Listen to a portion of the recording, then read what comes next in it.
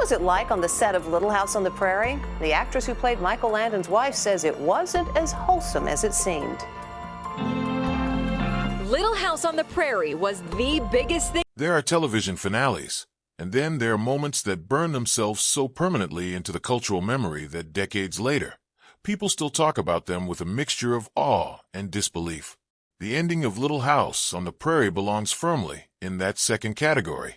But the story behind why this beloved American classic left our screens is far more layered, far more human, and far more dramatic than most people realize.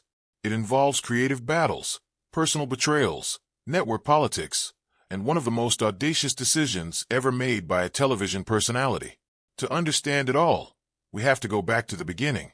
When Little House on the Prairie premiered on NBC in September 1974, nobody quite anticipated what it would become.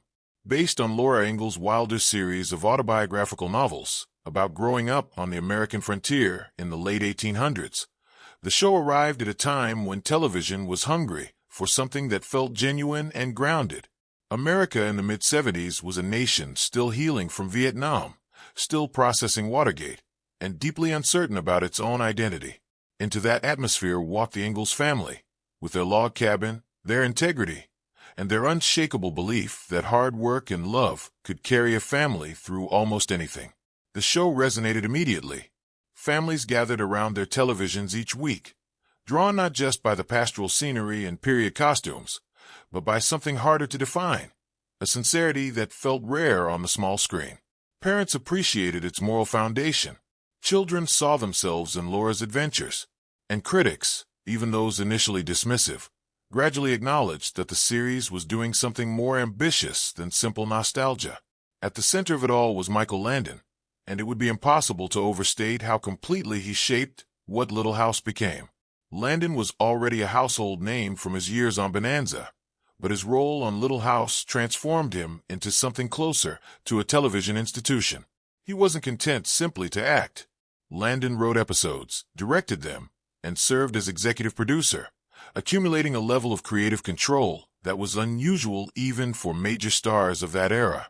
The vision for the show was, in almost every meaningful sense, his vision, and that vision was more complex than the show's sunny reputation suggested. Landon pushed the series into territory that few family dramas of the era dared to enter. Storylines explored alcoholism, racism, sexual violence, disability, addiction, and grief. Characters died. Marriages fractured. Dreams collapsed. The frontier wasn't romanticized so much as honestly portrayed in all its beauty and brutality. Viewers kept watching precisely because the show trusted them to handle difficult truths wrapped in human warmth. But behind the scenes, that warmth was not always the dominant temperature. Landon's relationship with Ed Friendly, the show's original co-creator, deteriorated relatively early in the series' run. Friendly had helped bring the concept to NBC and envisioned a production that stayed faithful to the gentler spirit of Wilder's books. Landon had other ideas. He wanted to push harder, explore darker themes, and claim full creative authority. The clash between these two men was not simply a personality conflict. It was a fundamental disagreement about what the show should be. Landon won that battle decisively, and Friendly's influence faded as the series moved forward under Landon's commanding creative hand. The tension didn't stop there. Karen Grassel, who played Caroline Ingalls, the steady, nurturing mother at the heart of the Ingalls household, later spoke openly about her complicated experience on the show. On screen, Charles and Caroline were a portrait of partnership and mutual respect. Off-screen, Grassel felt consistently undervalued.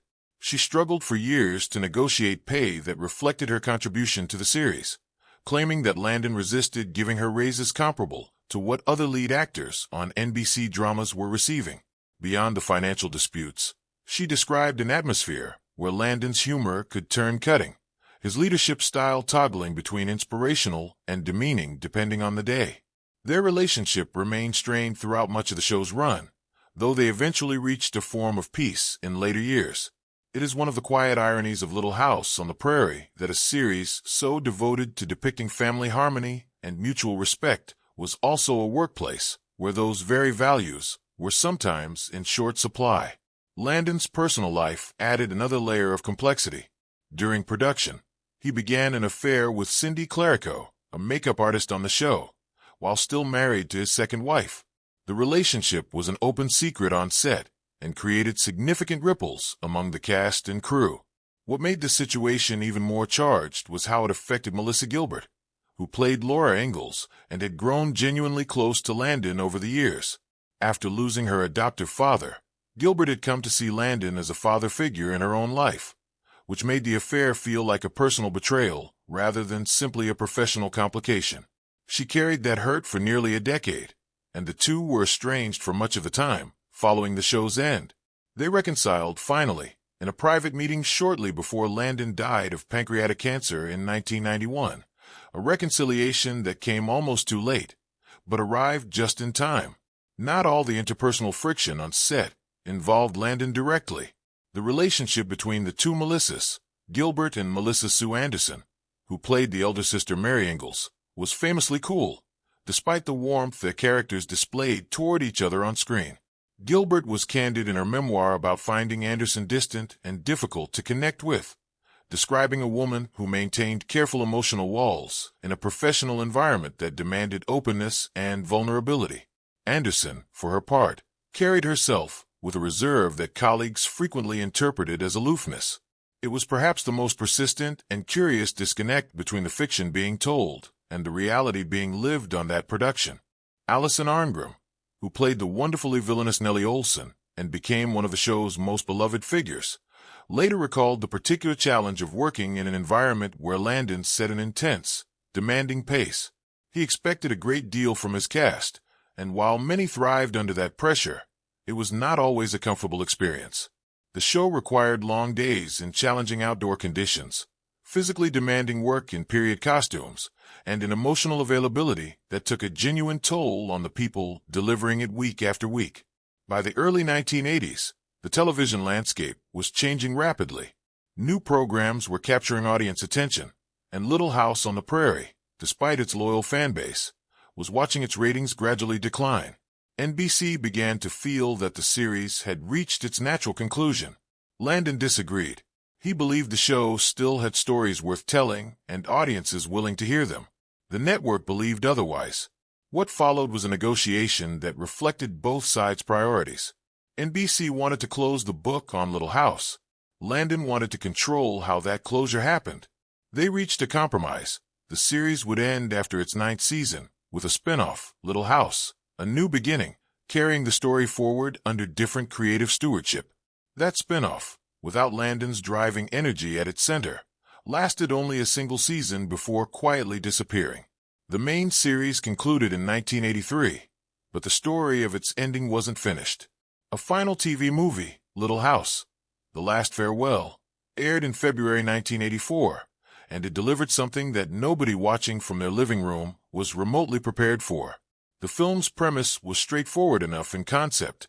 A ruthless land baron arrives in Walnut Grove, claiming legal ownership of the town and demanding that its residents leave. When it becomes clear that the land cannot be reclaimed and that the greedy investor plans to profit from everything the community has built together, the residents of Walnut Grove make a collective decision that is equal parts heartbreaking and defiant.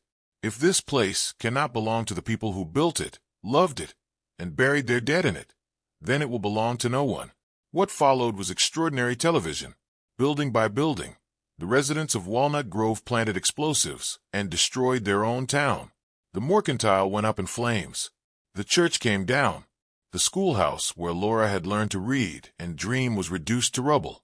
And viewers across America, expecting a sentimental farewell full of warm memories and tearful hugs, instead watched in stunned silence as an entire fictional world was deliberately and irrevocably erased. What made the moment truly remarkable was that it was not a special effect. Landon had ordered the actual production, sets to be blown up with real dynamite, the buildings that had served as the backdrop for nearly a decade of storytelling, structures that had become as familiar to audiences as their own neighborhoods, were genuinely destroyed. There was no going back. There was no possibility that Walnut Grove could be quietly recycled for another production or left standing as a monument to someone else's creative project. That was precisely the point. Landon's frustration with NBC had reached a level where he was unwilling to leave anything behind that the network might benefit from or repurpose without his involvement. By destroying the set, he ensured that Little House on the Prairie ended on his terms, completely and permanently. Cast members present for the demolition have described the experience as resembling a funeral, a formal, final goodbye to something that had shaped all of their lives in profound ways. Melissa Gilbert later called it a long goodbye, devastating but fitting.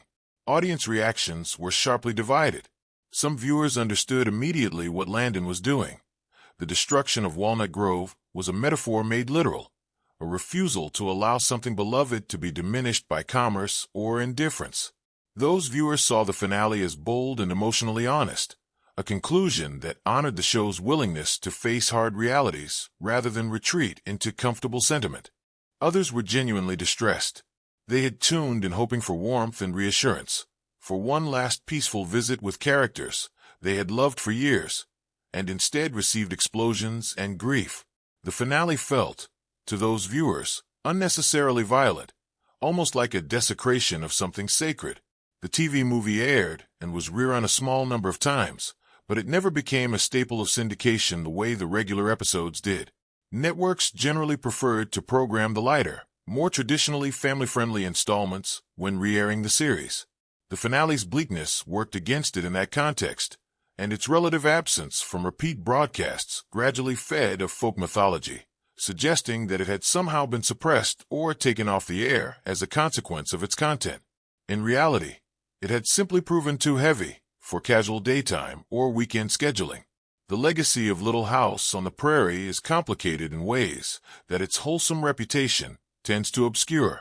The show broke genuine ground in its willingness to bring difficult subjects, addiction, racism, sexual violence, grief, poverty, into the American living room during an era when most family programming carefully avoided anything that might discomfort a viewer.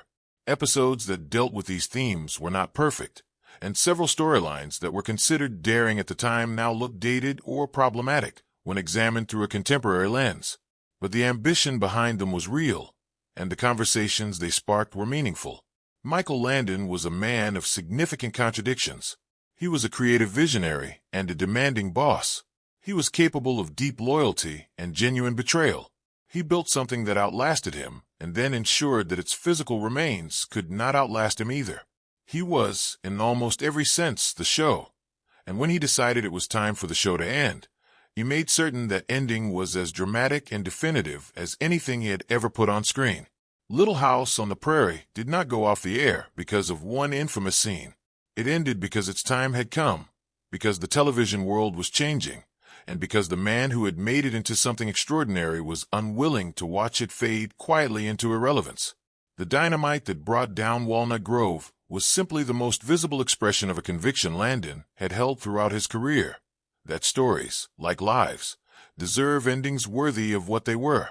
And 40 years later, people are still talking about it.